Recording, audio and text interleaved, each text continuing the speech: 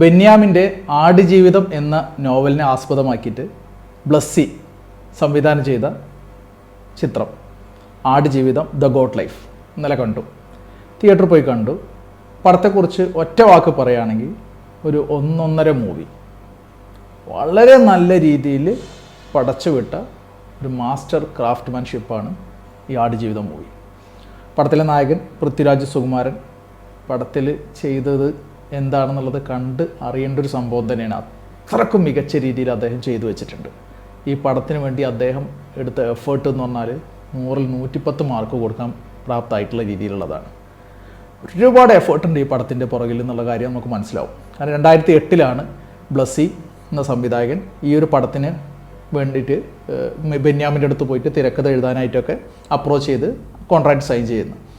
ഒരു വർഷക്കാലത്തോളം അതിൻ്റെ തിരക്കഥ കംപ്ലീറ്റ് ചെയ്യാനായിട്ട് അദ്ദേഹം എടുത്തു.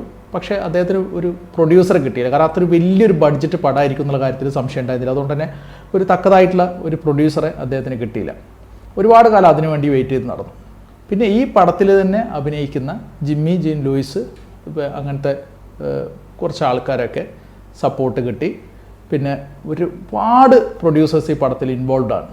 അപ്പോൾ അങ്ങനെ ഒരുപാട് പേരെ ചേർത്ത് പിടിച്ചിട്ടാണ് അദ്ദേഹം ഈ ഒരു ബിഗ് ബഡ്ജറ്റ് മൂവി ചെയ്തിട്ടുള്ളത്. 2018 ഇതിൻ്റെ പ്രീ പ്രൊഡക്ഷൻ വർക്കുകളൊക്കെ ആരംഭിച്ചു. 2019 ഷൂട്ടിങ് തുടങ്ങി.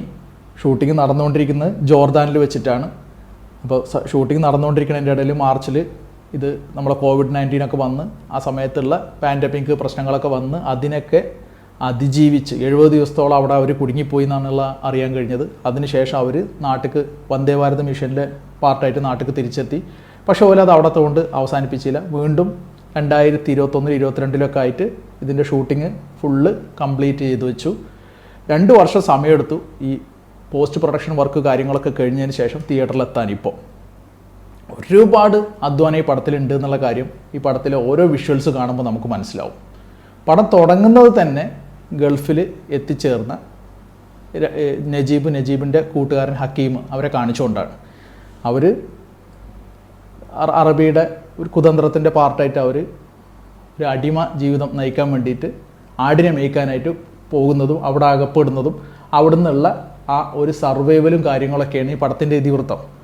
ഒരുപാട് കാര്യങ്ങൾ ഈ പടത്തിൽ നമുക്ക് ഇമോഷണലി ടച്ചിങ് ആയിട്ടുള്ളത്. തുടക്കത്തിലുള്ള നജീബായിട്ട് അഭിനയിക്കുന്നത് നമ്മുടെ പൃഥ്വിരാജാണ്. പൃഥ്വിരാജിനെ കാണിക്കുന്ന ആ സീനുകൾ, തുടക്കത്തിലുള്ള പൃഥ്വിരാജിൻ്റെ ബോഡി എങ്ങനെയാണോ ആ ബോഡി പിന്നെ ശോഷിച്ച് വന്ന് അവസാനമൊക്കെ ആവുന്ന സമയത്ത് പൃഥ്വിരാജ് എങ്ങനെ ആയിത്തീരുന്നു എന്നുള്ളത് വളരെ ഹാർട്ട് ടച്ചിങ് ആയിട്ടുള്ള കാര്യങ്ങളായിട്ടാണ് നമുക്ക് മനസ്സിലാവുന്നത്. കാരണം തുടക്ക സമയത്തിലൊക്കെ പൃഥ്വിരാജിൻ്റെ ഫ്ലാഷ് ബാക്ക് കാണിക്കുന്ന സമയത്ത് പൃഥ്വിരാജ് അമല പോളും തമ്മിലുള്ള റൊമാൻറ്റിക് സീനുകളൊക്കെ കാണിക്കുന്ന സമയത്ത് ഷർട്ടൊക്കെ അതേപോലെ ബനിയനൊക്കെ നനഞ്ഞിട്ടുള്ള സീനുകളുണ്ട്. അതിൽ പൃഥ്വിരാജിൻ്റെ ഈ സൈഡിലൊക്കെ അത്രയും റോബസ്റ്റായിട്ട് അത്രയും തടിയനായിട്ടുള്ള ഒരു പൃഥ്വിരാജിനെയാണ് നമുക്ക് കാണുന്നത്. സൈഡൊക്കെ ഇങ്ങനെ തൂങ്ങിയിട്ടുള്ള നല്ല തടിയും വണ്ണമുള്ള പൃഥ്വിരാജ്. പക്ഷേ ഈ ഇവിടെ എത്തിച്ചേർന്നതിന് ശേഷം ഈ ഒരു സ്ലേവറിയിൽ ഈ ഒരു അടിമ ജീവിതത്തിൽ അകപ്പെട്ടതിന് ശേഷം അദ്ദേഹത്തിന് ഭക്ഷണമൊന്നും കിട്ടുന്നില്ല. ആകെ കിട്ടുന്ന ഒരു കുബൂസും ഉണക്ക കുബൂസും പിന്നെ വെള്ളം മാത്രമാണ് അറബി ഇദ്ദേഹത്തിന് ഭക്ഷണം കഴിക്കാനായിട്ട് കൊടുക്കുന്നത്. വേറെ ഒരു നല്ല ഭക്ഷണങ്ങളോ കാര്യങ്ങളൊന്നും കിട്ടുന്നില്ല.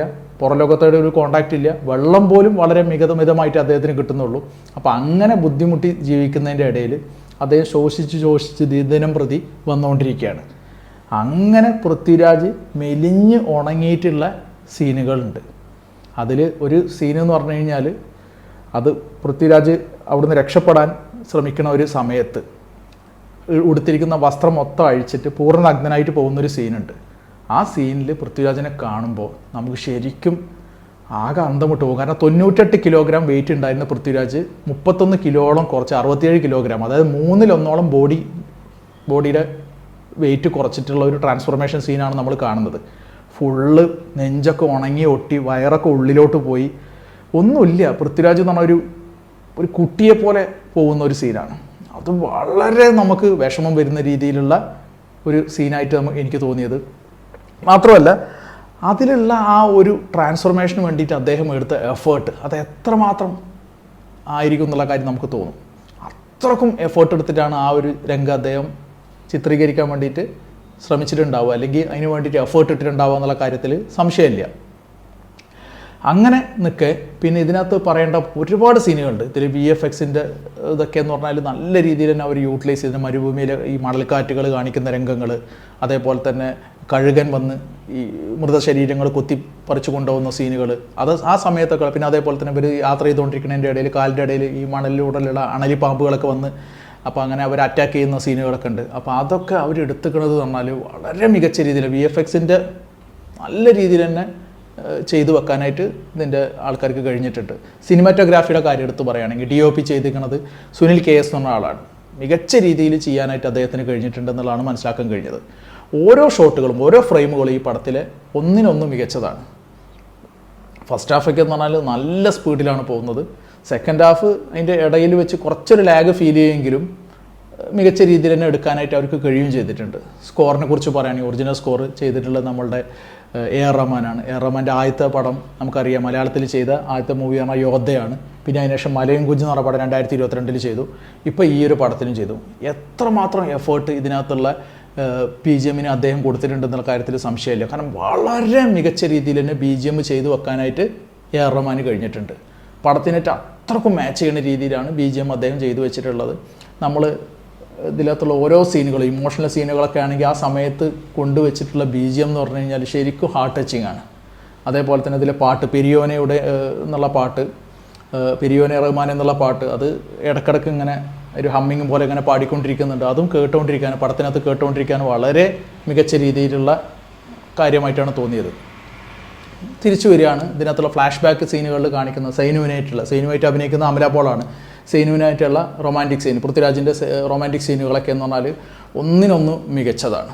വളരെ മികച്ച രീതിയിൽ ചെയ്തിട്ടുണ്ട്. ഇതിനകത്ത് സൈനുവിനോട് പറയുന്ന ഒരു വളരെയധികം എന്താ പറയുക റൊമാൻറ്റിക് ആയിട്ടുള്ള ഒരു സീനുണ്ട്. അതായത് സ്നേഹം അത്രക്കും കൂടിയിട്ട് നജീബിൻ്റെ മീശ കടിച്ച് പറിക്കുക എന്ന് പറഞ്ഞ സീനുണ്ട്. അതൊക്കെ എടുത്തിരിക്കുന്നത് വളരെ രസകരമായിട്ടാണ് എന്നുള്ളതാണ് മനസ്സിലാക്കാൻ കഴിഞ്ഞത്. ഒരുപാട് നല്ല നല്ല രംഗങ്ങളുണ്ട്. ആ എഫേർട്ട് ഇത് ശരിക്കും നമുക്ക് മനസ്സിലാവും. എന്താ പടത്തിനെ കുറിച്ച് പറയാമെന്ന് വെച്ച് കഴിഞ്ഞാൽ പൃഥ്വിരാജിൻ്റെ എഫേർട്ട് അത് വളരെ ഈ പടത്തിലെ ഒരു മുതൽക്കൂട്ട് തന്നെയാണ്. അതുപോലെ തന്നെ ആക്ടേഴ്സ് അവർ നന്നായിട്ട് ചെയ്തിട്ടുണ്ട്. എടുത്തുക്കണ സിനിമാറ്റോഗ്രാഫി ആണെങ്കിൽ വളരെ മികച്ചതാണ്. പശ്ചാത്തല സംഗീതം, അതായത് ബാക്ക്ഗ്രൗണ്ട് മ്യൂസിക്, BGM വളരെ നല്ല രീതിയിൽ ഈ പടത്തിൻ്റെ വിജയത്തിനെ കോംപ്ലിമെൻറ്റ് ചെയ്യുന്ന കാര്യമാണ്.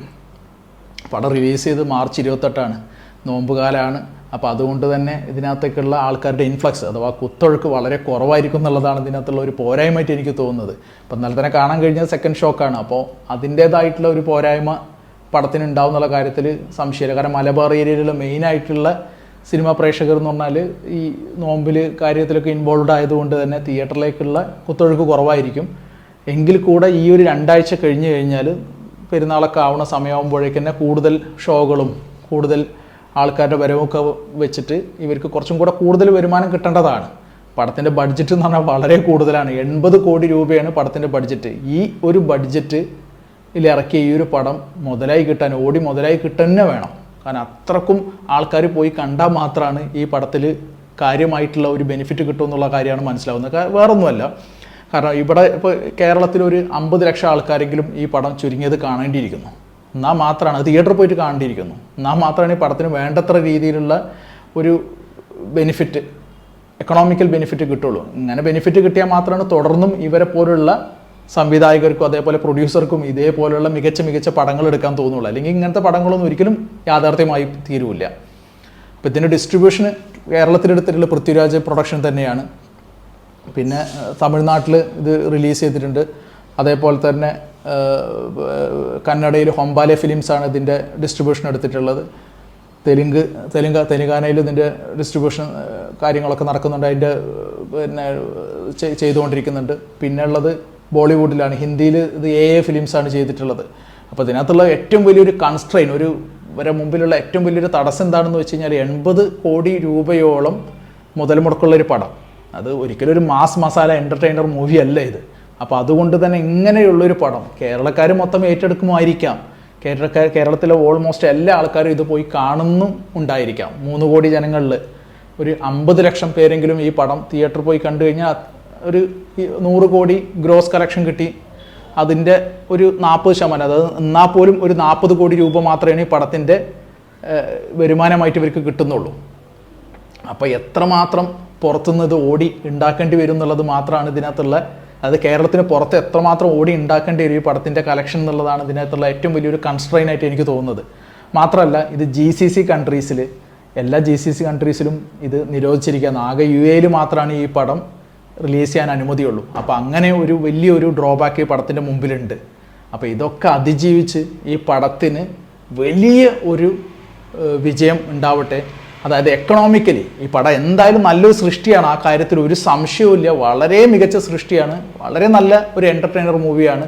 നമുക്കൊരു ഹാർട്ട് ടച്ചിങ് ആയിട്ടുള്ള വളരെ നല്ല രീതിയിൽ എടുത്തു വെച്ചിട്ടുള്ള ഒരു പടമാണ്, ആ കാര്യത്തിൽ ഒരു സംശയമില്ല. എങ്കിൽ കൂടെ ഒരു പടത്തിൻ്റെ വിജയം എന്ന് പറഞ്ഞു കഴിഞ്ഞാൽ അതിൻ്റെ എക്കണോമിക് ബെനിഫിറ്റ് മാത്രമാണ് ഫൈനലി. അപ്പോൾ ഈ ഒരു പടം 80 കോടിയോളം ബഡ്ജറ്റിലിറക്കി ഈ ഒരു പടം മുതലാകണമെങ്കിൽ അത്രക്കും ആൾക്കാരിലേക്ക് ഈ പടം എത്തേണ്ടതുണ്ട്. അപ്പോൾ എല്ലാവരും ഇത് തിയേറ്ററിൽ പോയിട്ട് തന്നെ കാണണം എന്നുള്ളതാണ് എൻ്റെ ഒരു അഭ്യർത്ഥന. അപ്പോൾ അത് നിങ്ങൾ പോയി തിയേറ്ററിൽ പോയി കാണുക, പറ്റണ പോലെ സമയം കിട്ടുന്നതിന് മുറക്ക്. TV കാണാനായിട്ടോ അതേപോലെ തന്നെ ടെലിഗ്രാമിലൊക്കെ വാച്ച് ചെയ്യാനായിട്ടൊന്നും ശ്രമിക്കാതെ തിയേറ്ററിൽ പോയിട്ട് തന്നെ കാണുക. ഈ പടത്തിനൊക്കെ അത്യാവശ്യം നല്ലൊരു എക്കണോമിക്കൽ ബെനിഫിറ്റ് വന്നാൽ മാത്രം, ഒരു സക്സസ്ഫുൾ ആയിട്ടുള്ള രീതിയിൽ എത്തിയാൽ മാത്രമാണ് ഇവർക്ക് ഈ ഒരു പടം അവർക്ക് ഓസ്കാർ പോലുള്ള സ്ഥലത്തേക്ക് അപ്ലൈ ചെയ്യാൻ പറ്റുള്ളൂ. അതിന് ഇനിയും ഒരുപാട് ഫണ്ട് ഇവർക്ക് ആവശ്യമായിരിക്കും, ഒരു സംശയമില്ല. എന്തായാലും ഇവരെ കയ്യിലുള്ള പൈസ ഒക്കെ ഓൾമോസ്റ്റ് ഈ പടത്തിന് വേണ്ടിയിട്ട് സ്പെൻഡ് ചെയ്തിട്ട് തീർന്നിട്ടുണ്ടായിരിക്കും എന്നുള്ള കാര്യത്തിൽ സംശയമില്ല. കാരണം ബ്ലസ്സി, അതേപോലെ ഈ ജിമ്മി ജിൻ ലൂയിസ് പോലുള്ള ഒരുപാട് പേരും കൂടെ കൂടി ചേർന്നിട്ട് അവരെ സ്വരുക്കൂട്ടി വെച്ച പൈസ മൊത്തം ഇതിനു വേണ്ടി സ്പെൻഡ് ചെയ്തിട്ടാണ് ഈ പടം എടുത്തിട്ടുണ്ടാവുക. അതാണ് അത് അറിയാൻ കഴിഞ്ഞതും. അപ്പോൾ ഇനി അവരെ കയ്യിൽ ഒന്നും ബാക്കി ഉണ്ടാവാൻ ചാൻസ് ഇല്ല, എല്ലാം ഇതിനകത്ത് തന്നെ സ്പെൻഡ് ചെയ്ത് കഴിഞ്ഞിട്ടുണ്ടാവും. അപ്പോൾ ഇനി എന്തെങ്കിലും പൈസ അവർക്ക് ഉണ്ടാവണമെങ്കിൽ ഈ പടത്തിൻ്റെ വരുമാനം തന്നെ കാണാം, അത് തിയേറ്ററിൽ ഓടിയിട്ടുള്ള വരുമാനം തന്നെ അവർക്ക് വേണ്ടതുണ്ട്. അങ്ങനെ ആണെങ്കിൽ മാത്രമേ നമുക്ക് മലയാളത്തിൽ ആദ്യമായിട്ടൊരു ഓസ്കാർ കൊണ്ടുവരുന്ന പടം എന്ന ഖ്യാതി നമ്മളുടെ ആടുജീവിതത്തിന് കിട്ടുള്ളൂ. പൃഥ്വിരാജിന് ഓസ്കാർ കിട്ടാനുള്ള ഒരു സാധ്യതയും നമുക്ക് തള്ളിക്കളയാനാവില്ല. എന്തായാലും നാഷണൽ അവാർഡ് അദ്ദേഹത്തിന് കിട്ടുന്നുള്ള കാര്യത്തിൽ സംശയമില്ല. പക്ഷേ അതിലൊതുങ്ങേണ്ട ഒരു പടമല്ല. അദ്ദേഹത്തിൻ്റെ എഫേർട്ടിന്, അദ്ദേഹത്തിൻ്റെ ഈ ഒരു 16 വർഷത്തെ അധ്വാനത്തിന് ഈ ഒരു റെക്കഗ്നിഷൻ കിട്ടിയാൽ പോരാ. ഓസ്കാർ ശരിക്കും ഡിസർവിങ് ആയിട്ടുള്ളതാണ്. അപ്പോൾ അതുകൊണ്ട് തന്നെ എല്ലാവരും തിയേറ്ററിൽ പോയിട്ട് കാണുക, മാക്സിമം അതിനകത്ത് അവർക്ക് ഫണ്ട് റേസ് ചെയ്യാനായിട്ടുള്ള ഒരു ഭാഗമായിട്ട് നമുക്കും കൂടെ ചേരാം. പടം വലിയൊരു സക്സസ്സായി മാറട്ടെ, വലിയൊരു എക്കണോമിക്കൽ ബെനിഫിറ്റ് അവർക്ക് കിട്ടട്ടെ. ഇത് പടത്തിൻ്റെ ഒരു റിവ്യൂ പറയുകയാണെങ്കിൽ, അതിൻ്റെ ഒരു സ്കോർ പറയുകയാണെങ്കിൽ ഒരു 9 to 9.5 ഔട്ട് ഓഫ് 10 തന്നെ നമുക്ക് ഈ പടത്തിന് വേണ്ടി കൊടുക്കാം. ഒരേ ഒരു നെഗറ്റീവായിട്ട് എനിക്ക് തോന്നിയത് സെക്കൻഡ് ഹാഫിലെ ഒരു ചെറിയ ലാഗ് മാത്രമാണ്. അതർവൈസ് പടം വളരെ നല്ല രീതിയിൽ തന്നെ എടുത്തു വെച്ചിട്ടുണ്ട്.